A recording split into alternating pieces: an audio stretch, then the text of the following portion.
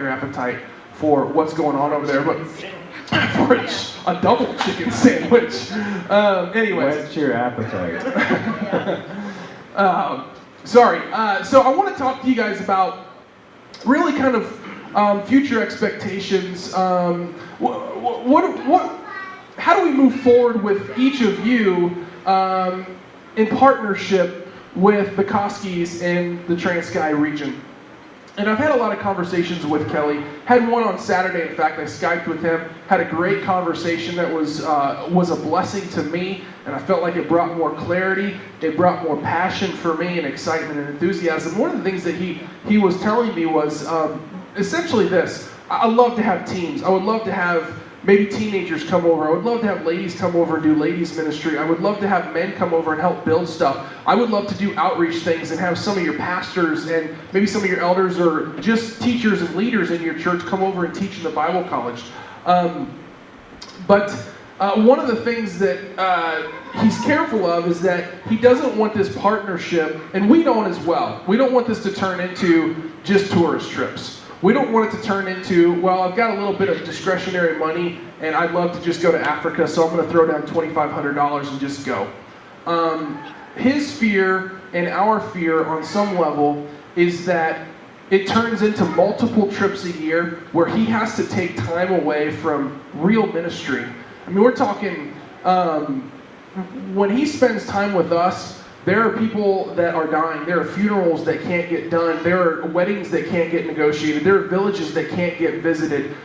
He's really taking time away from real ministry to spend with us, and we do appreciate that, and we want to respect that as much as we can with him. And so I say all that to say this.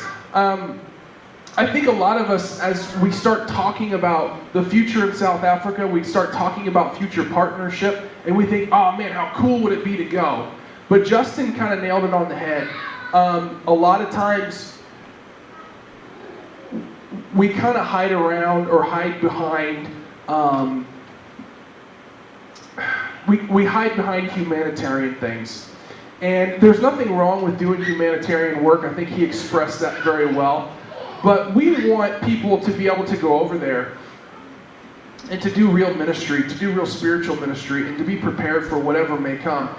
Just to give you an example, we went over there, and one day we went into a village to visit one of the ex-pastors of one of his hundreds and hundreds of churches. And this pastor had literally squandered everything. He ruined his ministry, he ruined his family, and we don't know exactly what he did. All we know is that he really was in a bad way. And we went into this village, drove like 2 hours to meet this guy, and we knew that when Kelly got there, Kelly was going to kind of give him a spiritual butt whooping, if you will. And got there and really come to realize this guy was demon possessed. And Kelly sent us away. He said, you guys can't be here when this happens. And in fact, he wasn't even there when they had to deal with this man. He walked out when it got real serious. He has a pastor there that's extremely gifted and able to deal with this kind of thing.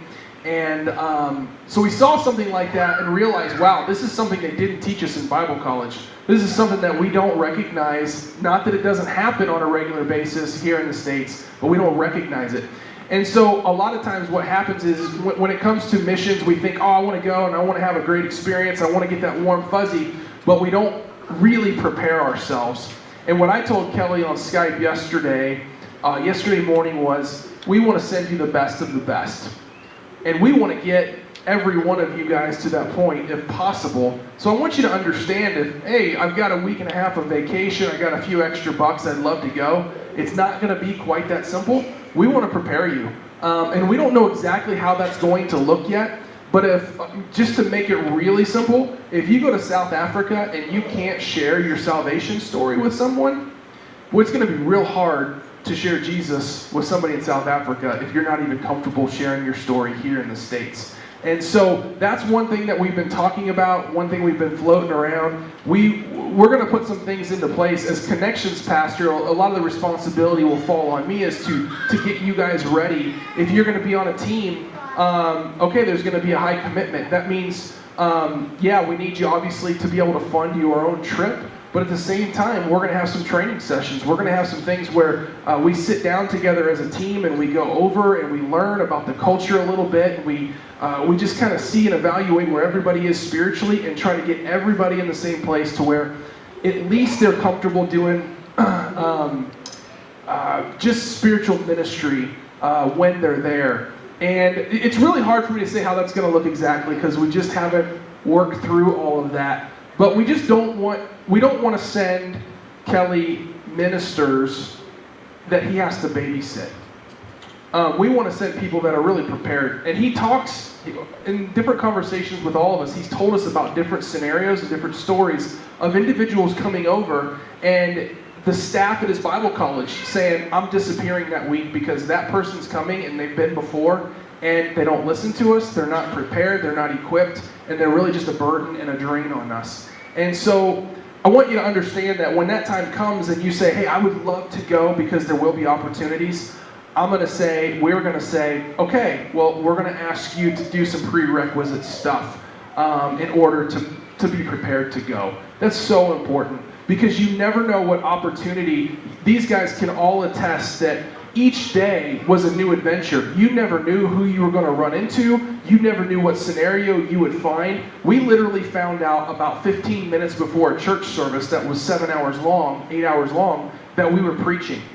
And we're full-time pastors, and we all kind of were like,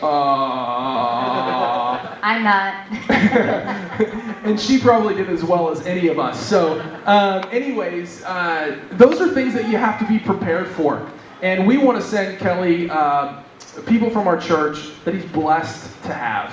And it's not like, oh, they're sending another group from Grace and I got to put up with these people. We want to send them and him really honestly feel like, oh man, these people are such a blessing.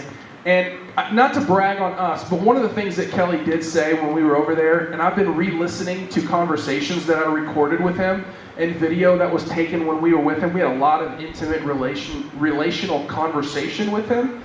And we recorded some of those. Some he knew about, some he didn't. But I was re-listening to some of those, and one of the things that he told us, I think it was on the last night, is you guys have been one of the best groups that I've ever had. You guys have done what I asked. You didn't ask a lot of questions, didn't question my authority. You were really respectful of some of the rules that we have and some of the cultural things that we do, and you didn't try to usurp authority, and you just accepted it. And he really appreciated that. And I think the reason that we did so well was because we just went with the heart of saying, Kelly knows South Africa a lot better than I do, and I'm going to do whatever he needs, and we're going to be prepared to minister in whatever way the Holy Spirit drops in our lap.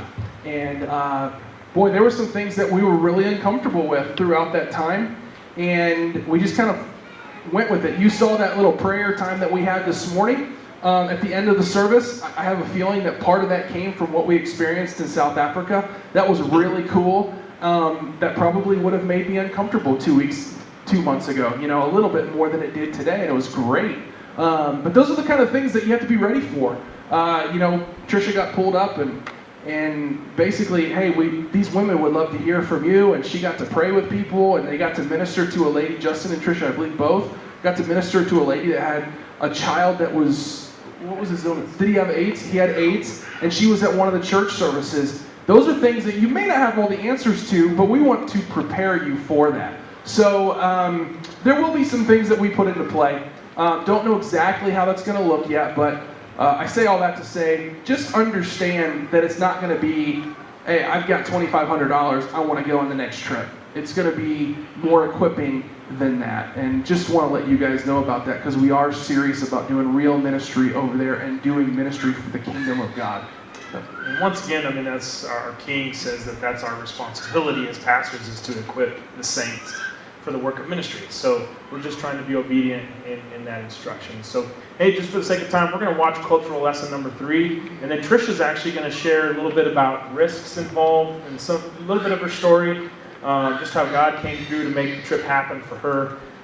And so she's going to share after this, but watch cultural lesson number 3. I think this is the back of the truck. We've been talking about it a little bit. Lesson number 2.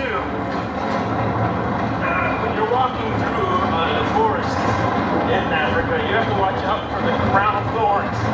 These will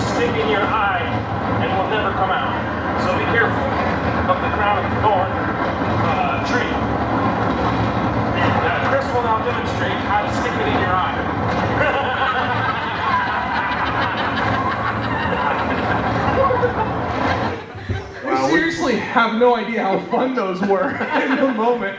We were so bored riding in the back of the truck. Okay. We Trisha. spent hours and hours and hours in the back of the truck. So, yeah, they had to entertain themselves somehow after we saw the countryside for a few days, and it started kind of looking the same. So, anyways, they wanted me to share just a little bit about the risks involved in going to South Africa, because there's always going to be risks, and especially those of us that have families. When you think about, okay, I want to go to South Africa, but I have young kids.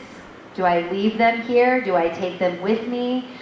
Maybe you're a grandparent and you're thinking, okay, I want to go over, but is there a risk? Am I going to come back to my grandbaby someday? Like, there are always risks. But one of the things that Kelly said while he was here, when we kind of did a question answer night, was that basically the biggest risk that you can take is when you're not in God's will. Like, if you're doing what God has called you to do, that's the best place that you can be.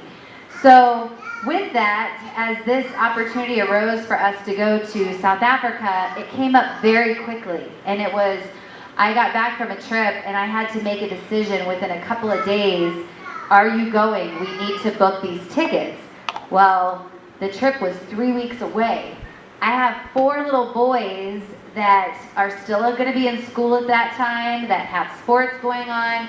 I wanted to go to South Africa, but every time I thought about it, I bawled like a baby, thinking about leaving my boys back here at home.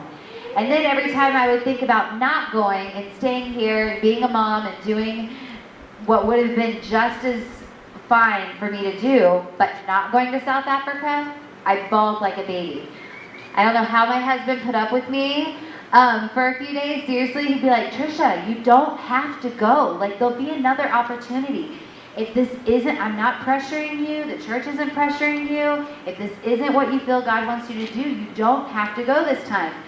Okay, I won't go.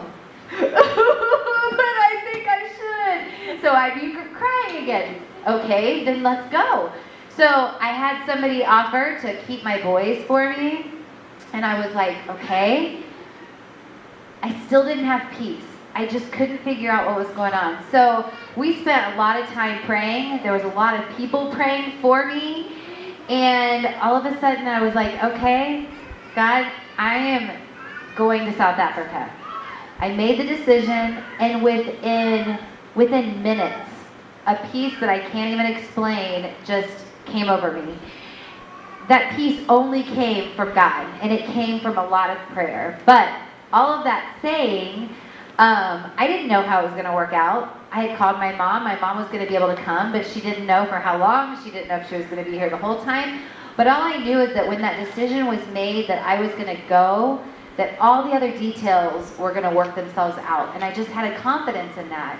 So I know that as that decision is trying to be made, there's the fears that God or that Satan puts in front of you. The fear of, gosh, everything that you could think of will come up in front of you, that Satan is going to try to discourage you from going.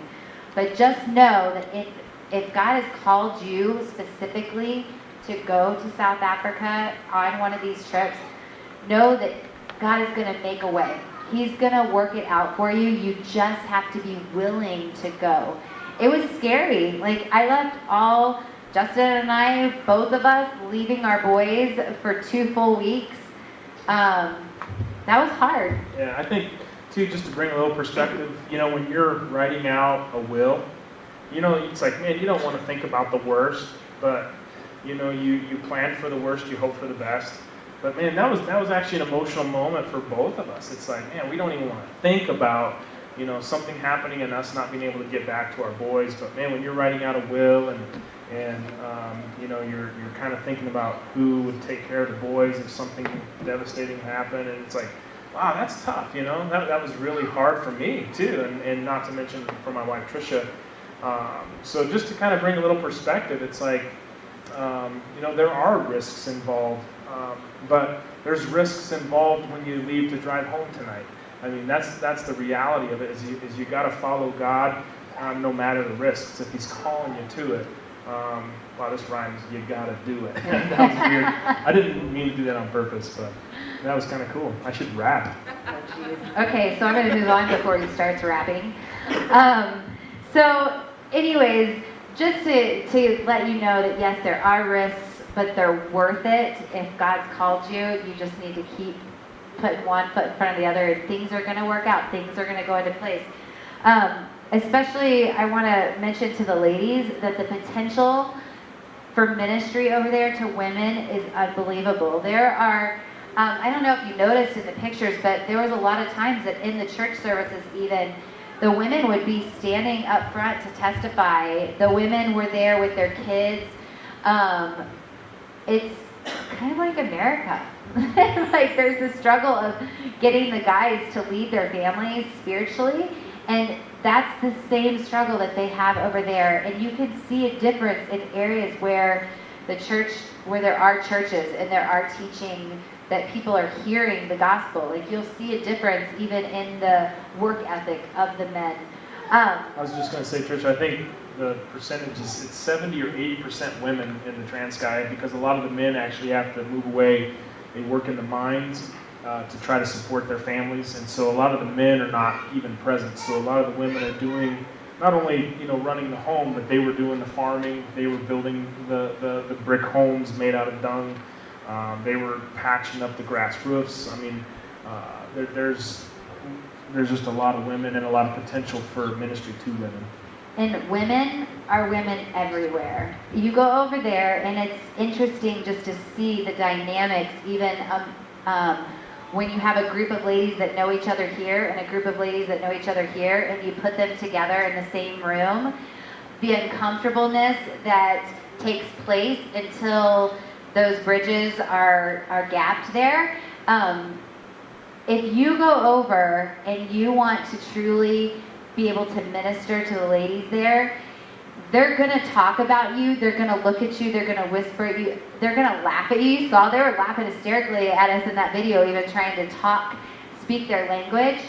But realizing that they are people in need, and being able to, even in that uncomfortable feeling of, okay, these ladies all know each other, I don't know them, but they need Jesus. I'm going to step out of my comfort zone. I'm going to go introduce myself, even though they have no idea what I'm saying, because they don't speak my language. I'm still going to bridge that gap. A smile, what is it? Smile, Coca-Cola, and what's the other thing that bridges? Hallelujah. Yeah, those are the things that bridge that gap. Just a smile and a hug to the ladies.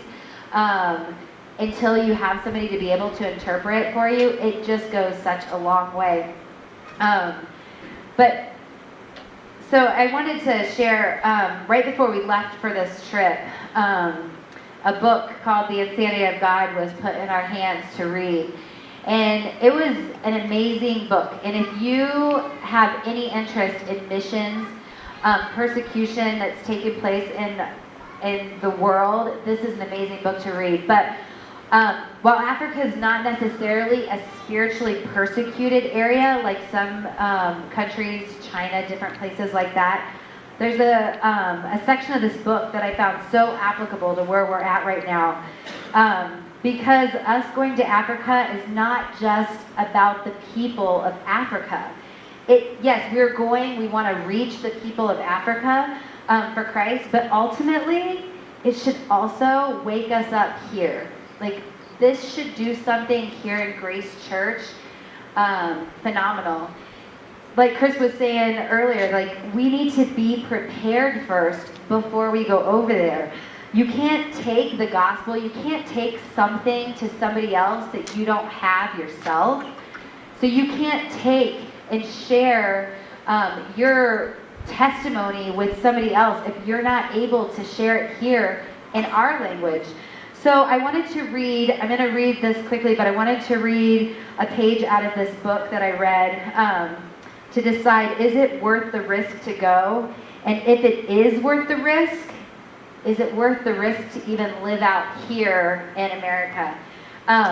This couple, just to give you a real quick background, this guy was a missionary, and he went to a bunch of different areas that were under great persecution to try to figure out how Christianity spreads in an area that's under such great persecution. So where Christ is still being shared, how does Christianity still grow, like in China or in the Muslim countries and stuff? And so this couple now goes and they speak at churches and they do different things. And the question is asked to them a lot, if they believe that persecution is coming to America. And this is his response. My response is often rather pointed. I say quite sincerely, why would Satan want to wake us up when he already has us shut up? Why would Satan bother with us when we are already accomplishing his goal? He would likely conclude that it is better to let us sleep. Our problem is not simply a lack of concern, and our problem is not that we are unaware or disinterested. We know what is happening around the world. We know or are learning about the sacrifices that are being made for faith. It's not enough to feel grateful for the blessed circumstances in which we live. It's not even enough to do a better job remembering and praying for the suffering believers around the world. It's not even enough to identify with the other parts of Christ's body around the world.